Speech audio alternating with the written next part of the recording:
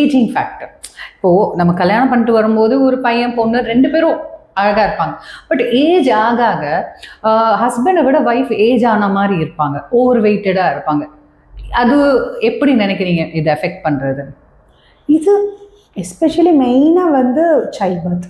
First of all ஒரு குழந்தை பிறக்கிறதுக்கு முன்னால் ஒரு பொண்ணோட ஃபிசிக்கும் குழந்தை பிறந்ததுக்கப்புறமா it is totally different.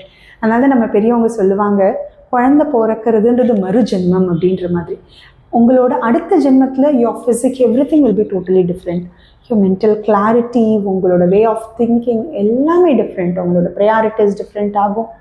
Because the women is giving birth and they have a lot of hormonal imbalances.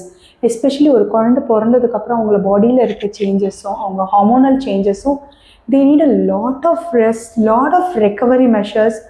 Unfortunately nowadays இது ரொம்ப கம்மியாயிடுச்சுன்னு நான் சொல்லலாம். Once upon a time it is not like நான் வந்து நியூட்ரல் ஃபேமிலியை ரொம்ப இது பண்ணுறேன், இல்லை வந்து நான் ஜாயின்ட் ஃபேமிலிக்கு சப்போர்ட் பண்ணுறேன், இந்த மாதிரி எந்த ஒரு விஷயமும் கிடையாது. when people were in joint family, at least they had a hand to support. ஒரு குழந்தை அழுது இவங்களுக்கு ரெஸ்ட் வேணும்னா கூட யாரும் பார்த்துக்க இருந்தாங்க. இப்போது ஆஸ் அ சிங்கிள் விமனாக they need to take care of their kid. Husband ஆஃபீஸ்க்கு அனுப்பணும், மார்னிங்கே கடகடன் ஆஃபீஸ்க்கு இது போட்டு அனுப்பணும். நைட் எத்தனை மணி குழந்தை தூங்கியிருப்பான்னு தெரியாது. Their sleep cycle also get disturb. இதனாலேயே ஹார்மோனல் இஷ்யூஸ் நிறையா வருது. ஆல்ரெடி குழந்தை பிறந்திருக்கு, ஸ்லீப் சைக்கிள் டிஸ்டர்ப் ஆகுது. இவ்வளோ இஷ்யூஸ் வரும்போது automatically they skin is becoming very aged. அவங்களோட ஹார்மோனல் இம்பேலன்ஸ், வெயிட் எல்லாமே வந்துடுது ஒன் பை ஒன்.